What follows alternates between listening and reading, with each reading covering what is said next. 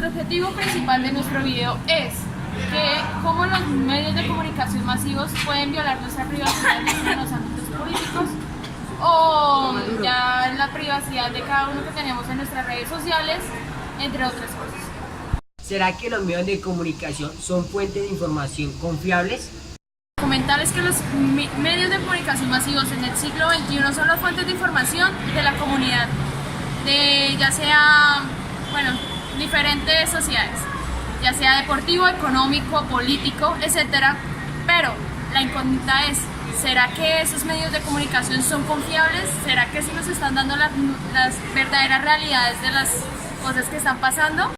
Buenas tardes, nos encontramos hoy en el día con el profesor Rodrigo, abogado de la Universidad de Santo Tomás y también profesor. Y a continuación le vamos a hacer unas 3 pequeñas preguntas para su concepto jurídico o personal también. La primera pregunta pues tenemos es que ¿qué alcance normativo tiene el derecho a la intimidad y la privacidad de las personas en Colombia? En Colombia, por el bloque de constitucionalidad, por las sentencias de la Corte Constitucional, la intimidad y todo lo que la esfera privada de la persona tiene una garantía y una protección, por supuesto. Por ende, cualquier intromisión hacia la intimidad de su domicilio, redes sociales, comunicaciones personales están protegidas en esa órbita constitucional. Por eso, en algún momento, si alguna autoridad requiere adentrarse, penetrar este tipo de espacios o esferas, requieren una orden judicial, ¿sí?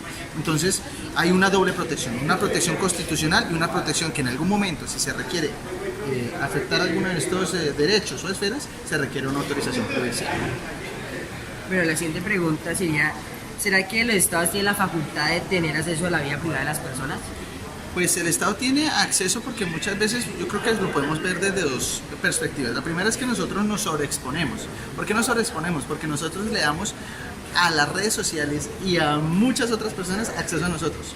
Fotografías, pensamientos políticos, también distintas posiciones que nosotros damos a través de las opiniones que damos en comentarios en distintas redes sociales y también los datos que compartimos abiertamente en nuestras publicaciones. Entonces, el Estado, a través, por ejemplo, de políticas de seguridad nacional, puede acceder a esto, porque esto es de conocimiento público. Sí. Lo que tendría una limitación es que el Estado puede acceder, por ejemplo, a correos electrónicos única y exclusivamente, por ejemplo, a verificar si nosotros hablamos de temas como narcotráfico o terrorismo, porque ahí requerirían de nuevo lo que les ha dicho en el punto 1, que es esa autorización judicial. Pero la última pregunta sería, ¿será que el Estado tiene la potestad de borrar la información pública en las redes sociales o en algunos medios de opinión pública?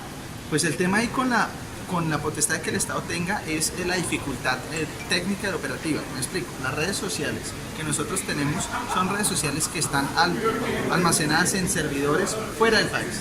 Facebook, Instagram, WhatsApp no tienen representación en Colombia. Por orden una orden del Estado para eliminar algún dato que allí se reporte, no tendría todavía esa aplicabilidad por el tema operativo. Me explico, porque no tenemos jurisdicción sobre ello. No obstante, en estas semanas la Corte Constitucional está analizando sobre eso, la facultad que debe tener el Estado y sobre todo también en particular frente a la censura o no de su imagen y si alguien puede eliminar esto porque puede afectar o al Estado o temas de seguridad nacional o pues algún dato que sea erróneo con la identidad de uno. ¿Cree que los medios de comunicación masivos son poderes mediáticos para que la sociedad no piense? No, yo considero que la decisión de pensar o no pensar frente a la información que llega a través de estos medios de comunicación es decisión de cada persona. Es decisión de cada joven o de cada persona recibir esta información que sí es mediática, que es corta, pero que dependiendo de su necesidad o de su gusto, él puede ampliar y enriquecer esta información que le ha llegado a través de estos medios de comunicación. ¿Piensa que los medios de comunicación masivos transmiten terror a la sociedad o en realidad están informando de la manera correcta? Yo creo que hay varios medios que informan de la manera correcta. El que infundan terror o no terror sería la misma sociedad con el análisis que haga de la información que tiene. Otro punto de vista es que estos medios de comunicación en algunos casos o en muchos casos no son tan objetivos como quisiéramos. Y no son tan objetivos porque generalmente estos medios de comunicación, especialmente la radio y la televisión, pertenecen a grupos económicos y por tal razón defienden las tesis y las posiciones de esos grupos económicos e igualmente atacan aquellas ideologías. Hoy encontramos con mi amigo César, vamos a hacer unas preguntas de cultura ciudadana. Bueno, César, esta es la primera pregunta que tenemos en el día de hoy. ¿Cuándo fue la Primera Guerra Mundial? ¿El año? ¿Qué pasó en ese contexto, por favor? Pues que tengo entendido, o sea, no tengo una fecha en específico, pero pues la Primera Guerra Mundial fue como entre 1700 algo, no estoy seguro, y pues el contexto fue porque se buscaba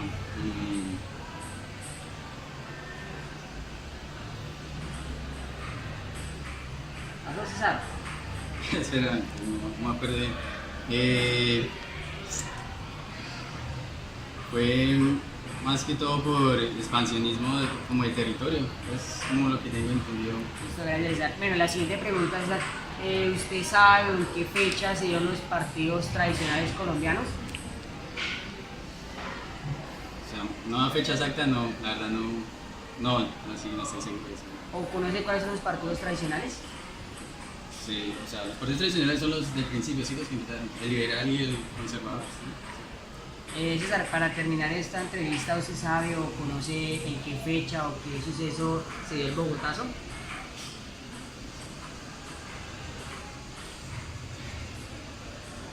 No, tampoco ni idea, o sea, una fecha exacta, no estoy seguro. El día de hoy a nuestro compañero Daniel. La primera pregunta a su compañero Daniel, ¿cuántos continentes tiene el mundo? 6. ¿En qué año se dio la Segunda Guerra Mundial o qué contexto se dio? 1932.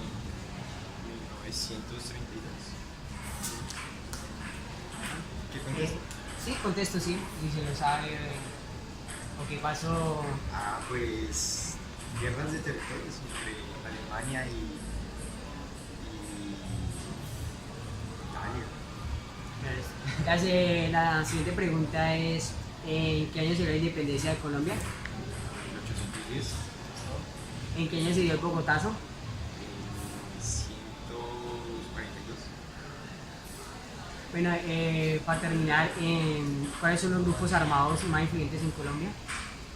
Los grupos armados. Las FARC. ELN, M19. César, compañero Alan, la primera pregunta que le vamos a hacer el día de hoy es, ¿cuántos continentes tiene el mundo? 7. Bueno, la siguiente pregunta es, ¿en qué año se dio el Bogotazo? ¿Sabe qué pasó ahí en ese contexto histórico en Colombia? Desde 1948 y 1948. Bueno, ¿en qué año se dio la independencia de Colombia? ¿O no sabe qué pasó ahí? ¿Cómo fue el contexto histórico?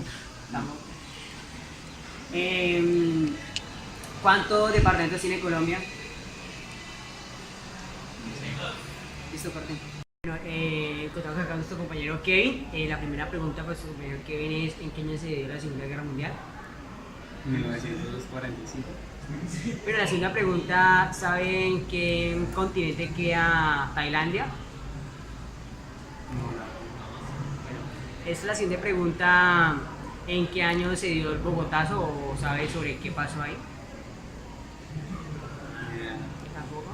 Bueno, otra pregunta para terminar con nuestro compañero Kevin, ¿sabe en qué año se dio la independencia de Colombia?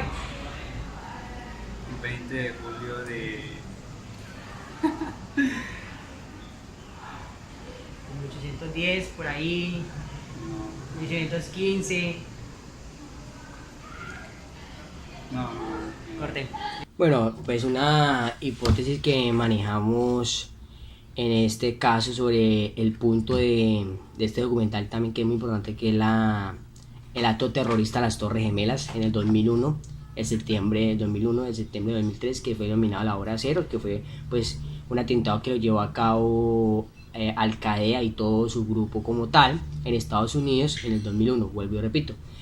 Bueno, esta información pues hay varias hipótesis como tal, pues no, pues es una investigación que hice también importante y corta durante el tiempo que pude investigar sobre qué fue lo que pasó, más o menos qué tuvo el papel de la CIA y todos estos acontecimientos que han salido y toda esa información y todas esas hipótesis pues que presidente en ese tiempo era Bush, y todo ese pilar de por qué fue la guerra contra Irak y cuáles fueron como lo que le llevó a Estados Unidos pues a llevar esa guerra. Pues también ahí tenemos en cuenta que Estados Unidos siempre ha tenido el poder industrial militar, y que la primera potencia de Estados Unidos es la fabricación de armas y hacer guerra prácticamente como tal. Y pues también es también importante resaltar pues que Estados Unidos vive del petróleo también, tiene harta industria en el petróleo, y bueno, y la parte más petrolera de Estados Unidos, si nos damos cuenta, es Texas, y toda esa parte y todo ese poder de los monopolios que maneja Estados Unidos con toda su industria militar, como nuevo repito. Bueno, acá vamos a resaltar dos periodistas importantes que fueron Eduardo Snowden, que también una película de Snowden, que fue un periodista que pudo filtrar información confidencial, y también fue Julian Assange, que también hace poquito pues fue capturado en Londres, que tuvo asilo político por el país ecuatoriano, y que en el 2010-2011 pues Julian Assange, este periodista, creó una página que se llama Wilkin pues es una página donde se publicaban documentos confidenciales que pudo extraer del Pentágono y todas esas identidades de Estados Unidos que eran de confiabilidad por la CIA y FBI. Bueno, ya tenemos otro acontecimiento en toda esta vaina de la información y las TICs y todo este acontecimiento. Pues tenemos también que hay un buscador que se llama Tor, que este buscador es maneja Tor, pues un buscador anónimo que no deja que se pueda encontrar de dónde proviene la información por vía internet y otras partes. Bueno, ya asaltando otro punto que es importante, que fue una pregunta que formulamos, que es importante también saber, es la parte de cuál es el poder comunicacional más potencial en el mundo. Pues Estados Unidos maneja dos poderes, uno industrial militar y otro industrial comunicacional, para poder llevar ese mensaje y enloquecer a la sociedad y poder crear guerras, como el ejemplo que miramos en las Torres Gemelas. Y que lo que Mark McCartney pues es un cantante que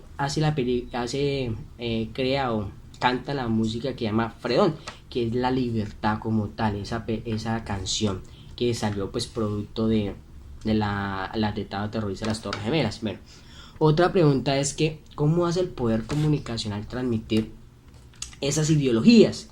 Esto lo hace a través de los medios de comunicación, de los monopolios y oligopolios, que los oligopolios son pequeñas empresas que tienen el poder, puede ser una o dos empresas que se juntan o ponen de acuerdo para poder esa ideología de esos medios poder llegar a la sociedad y enloquecer la sociedad y todos esos aspectos. Bueno, tenemos otro acontecimiento de que el impacto que genera en la sociedad. Pues el impacto que genera en la sociedad es una vaina que pone a la sociedad desde varios puntos ideológicos de ideas para poder tener un control, y que lo que busca es que el poder necesita un control único, tener el poder sobre todo, crear solo un poder. Ahí es donde se viene la democracia de lo uno, y la democracia de lo uno es lo antidemocrático.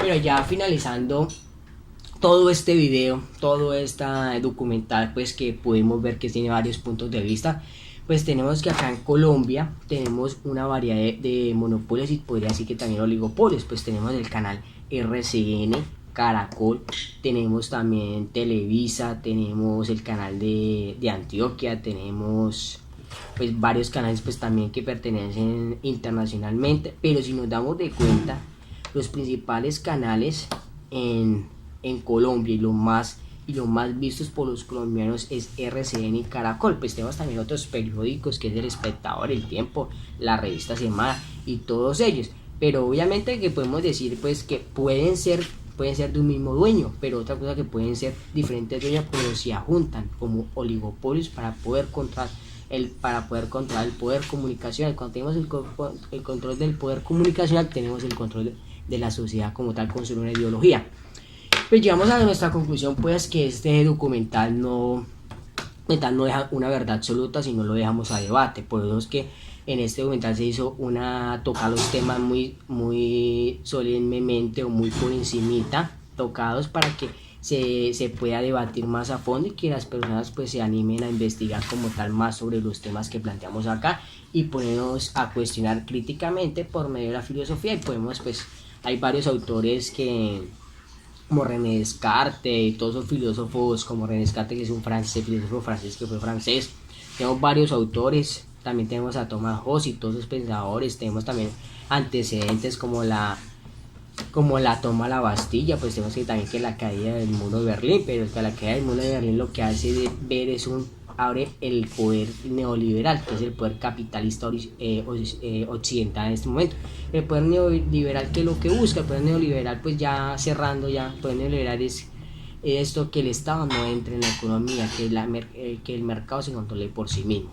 Y cerramos con este video y hasta la próxima. Nacionales de los monopolios aquí en Colombia incrementa la pobreza y el desempleo.